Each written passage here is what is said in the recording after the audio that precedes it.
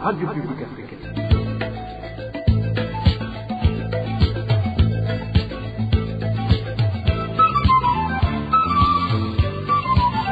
Radio Publique Africaine.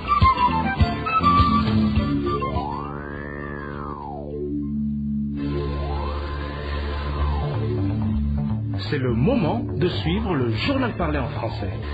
À la présentation, Janvier Ninina Hazgu. Nous sommes le mardi 25 mars 2025. Vous êtes les bienvenus, chers auditeurs, au journal de la RPA parlé en langue française. Bonjour ou bonsoir et passons immédiatement au titre de l'édition.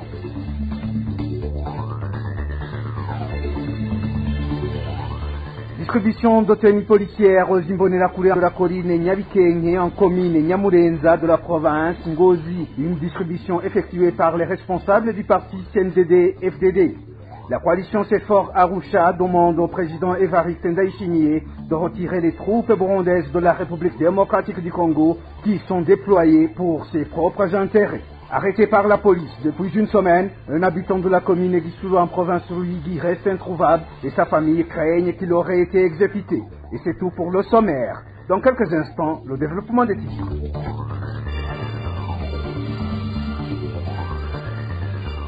Encore une fois, bienvenue. Un enfant burundais réfugié au camp de Nakivale situé en Ouganda a été victime du cannibalisme. Une Congolaise, auteure de ce crime, a été appréhendée en flagrant délit ce dimanche avec les restes de la victime. Le jeune Burundais de 8 ans avait disparu samedi dernier. Nadège Ilakoze nous décrit ce drame.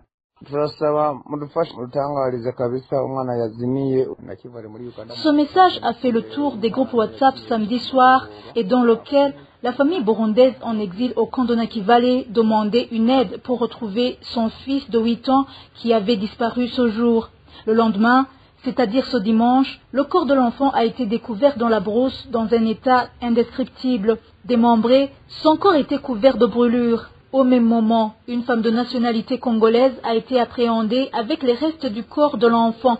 Nos sources à Nakivale affirment que la Congolaise est autrice de cette barbarie.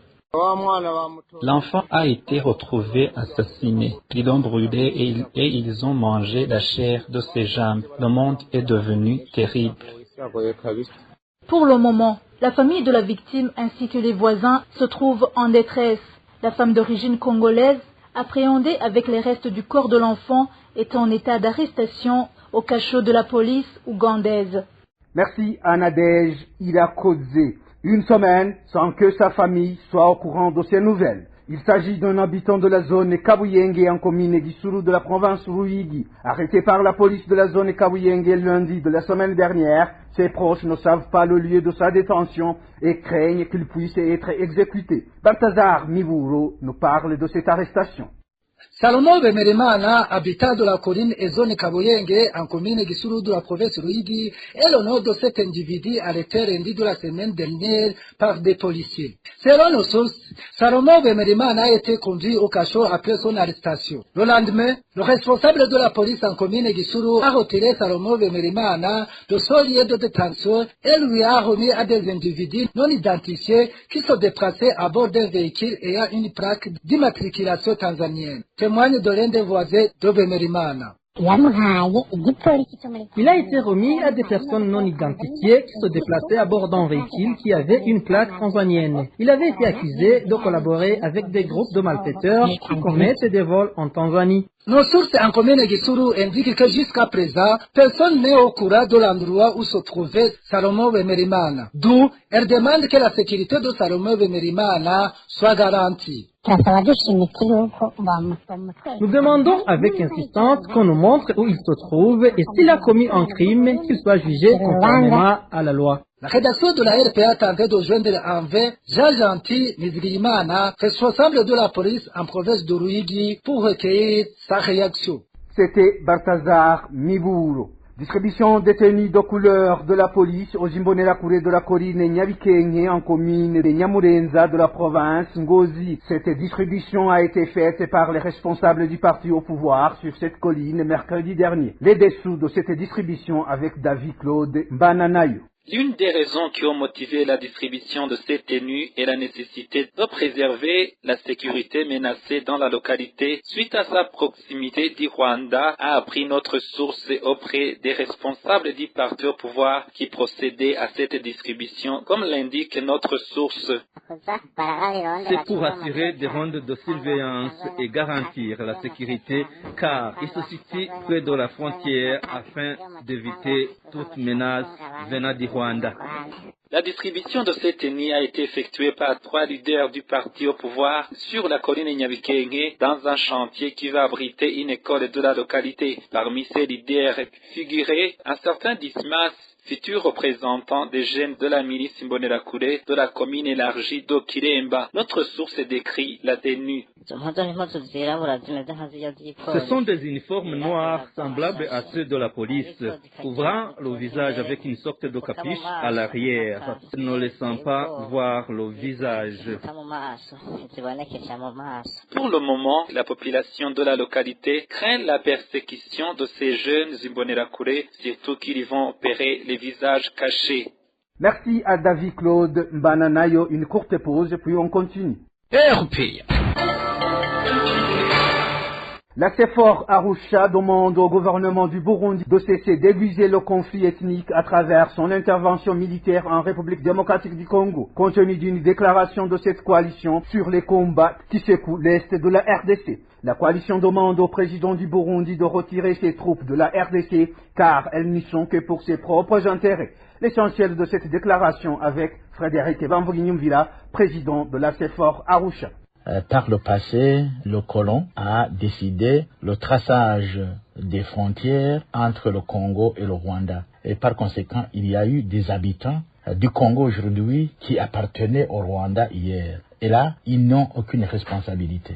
Et que par conséquent, aujourd'hui, le Congo, pour des raisons politiques, a cherché à exclure ces populations du Congo. Donc c'est la loi de 1981 et on a essayé de l'appliquer en 1995. Par conséquent, aucun pays ne devrait s'immiscer dans ce conflit, justement, faute d'être taxé comme plutôt divisionniste lui-même. C'est le cas du Burundi, où le Burundi a signé des accords militaires avec le Congo et a décidé d'intervenir aux côtés du gouvernement du Congo, à côté des FDLR, à côté de Wazalendo et contre l'M23. Ce qui signifiait que l'M23 devrait considérer la partie burundaise comme un autre belligérant, alors que justement c'est une question qui concernait les Congolais. Dans ces déclarations, les premiers à qui nous adressons, c'est le gouvernement du Burundi lui-même, en lui demandant de cesser d'aiguiser ce conflit ethnique en intervenant militairement au Congo, en lui rappelant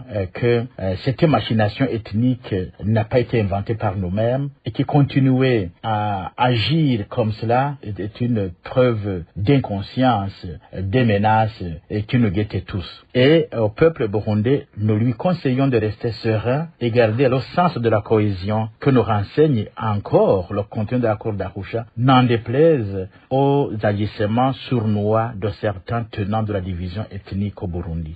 Au gouvernement congolais, nous lui conseillons de revoir ses responsabilités constitutionnelles. Au peuple congolais en général et aux citoyens meurtris par cette crise, nous leur exprimons notre sympathie à cette période de dures épreuves et au peuple de la région en général et ceux des Grands Lacs en particulier. Nous leur disons que les récents échecs de ces différents accords entre le gouvernement du Congo et le M23 ont dû au fait que les gens qui veulent aider le Congo ne veulent pas approfondir le sujet et trouver des véritables solutions. Au gouvernement belge, nous lui disons de réfléchir doublement lorsqu'elle prend des décisions contre tel ou tel autre pays détroit qui ont été colonisés par elle-même. À la communauté internationale, représentée essentiellement par la MONUSCO, qui est là depuis plus de 20 ans, mais qui, en réalité, le résultat est presque nul en termes de stabilisation du Congo. Et nous lui disons que demander l'arrêt des hostilités par l'M23, c'est une chose, mais aussi, il doit également demander aux FDLR, qui étaient des militaires qui avaient fui au Congo avec des armes. Il faut qu'ils soient désarmés au lieu de penser aux solutions pour détruire tel État, mais non.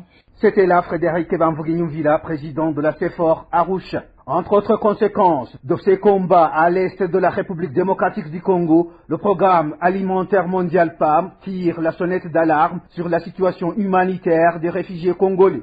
Depuis janvier 2025, près de 70 000 Congolais ont trouvé refuge au Burundi. Cet afflux massif met une pression considérable sur les programmes d'aide humanitaire déjà fragiles et mal financés du PAM. Elvis Nyomongere nous en dit plus. Cette alerte met en lumière la situation catastrophique des familles de réfugiés, principalement composées de femmes, d'enfants et de personnes âgées qui arrivent au Burundi dans des conditions de vie extrêmement précaires. Nombre d'entre elles ont été contraintes de traverser des réserves périlleuses et parcourir de longues distances à pied pour fuir la violence qui déchire l'est de la République démocratique du Congo, RDC, et trouver refuge. Trajika Pajovic, directrice régionale adjointe du programme alimentaire mondial et PAMU pour l'Afrique de l'Est, souligne que chaque jour de nouveaux réfugiés arrivent, souvent sans aucune ressource. Elle alerte sur le fait que la situation devient de plus en plus désastreuse, mettant la capacité d'intervention humanitaire à l'épreuve. Dans un communiqué publié ce 24 mars, le PAMU a annoncé un ajustement de cette opération en réduisant les ratios alimentaires alloués aux réfugiés déjà présents, passant de 75% à 50% de la ratio quotidienne nécessaire. Bien que difficile, cette décision vise à minimiser les délais disponibles pour faire face à l'afflux incessant de réfugiés. Pour garantir une aide alimentaire suffisante jusqu'à la fin de l'année, le PAM estime qu'un financement supplémentaire de 19,8 millions de dollars est essentiel. Cette somme permettrait non seulement d'assurer des rations complètes aux réfugiés, mais aussi de fournir un soutien crucial aux populations les plus vulnérables. Le programme alimentaire mondial appelle à un soutien immédiat et renforcé de la communauté internationale pour éviter une interruption de l'aide alimentaire dès le mois de juillet, un scénario qui pourrait avoir des conséquences dramatiques pour des milliers de réfugiés en détresse. Merci à Elvis Nyomongere. Dans quelques instants, nous abordons la page santé. Vers une prochaine révision de la loi régissant l'ordre des médecins. Entre autres motivations de cette révision, la loi est caduque et certaines de ses dispositions ne sont pas respectées. De plus, les nouvelles dispositions de la prochaine loi préconisent un stage obligatoire pour chaque médecin, tel que l'a déclaré Jérôme Niyonzima, porte-parole du gouvernement, se fondant sur les conclusions du Conseil des ministres tenu mercredi dernier. Suivez. L'ordre des médecins est régi par un texte vieux de 50 ans. Pourtant, le régime juridique régissant la gouvernance a beaucoup évolué. Actuellement, force est de constater que les textes permettant la régulation de ce secteur par rapport à ses missions n'ont pas suivi. Ceci a pour conséquence la faible organisation de l'ordre des médecins du Burundi. Pour répondre efficacement aux missions lui dévolues. Dans le souci de combler ce vide juridique et éthique et de corriger les lacunes observées, ce projet de décret est proposé.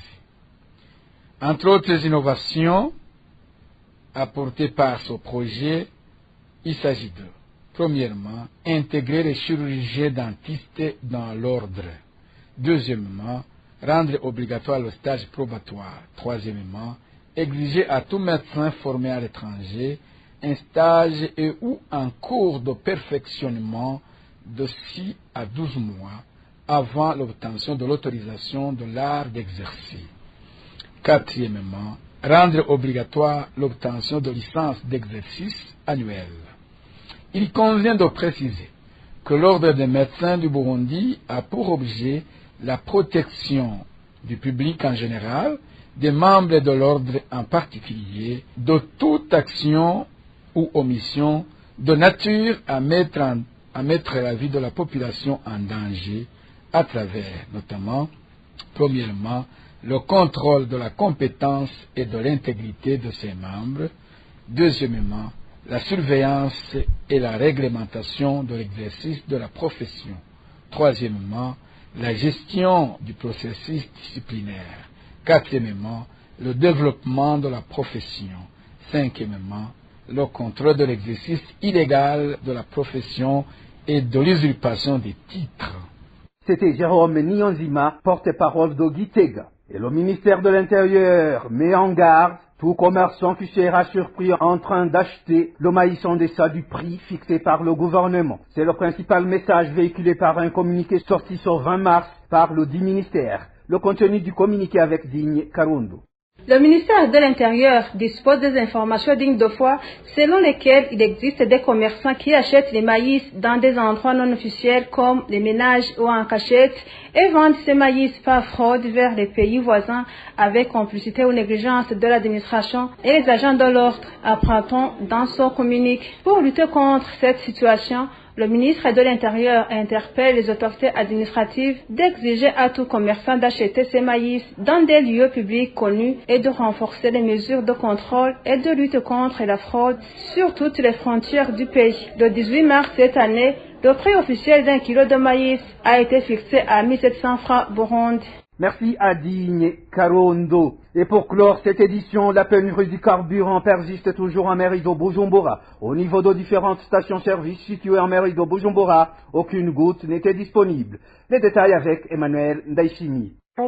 Franchement, le manque de carburant est devenu un casse-tête. Il s'agit de l'un des habitants de la mairie de Bujumbura qui se lamentait de la pénurie du carburant devenue un casse-tête. Les stations-service sont à sec, indiquent certains habitants de la mairie de Bujumbura qui parlent également des difficultés rencontrées pour se déplacer. De longues files de véhicules se remarquent au niveau de plusieurs stations-service.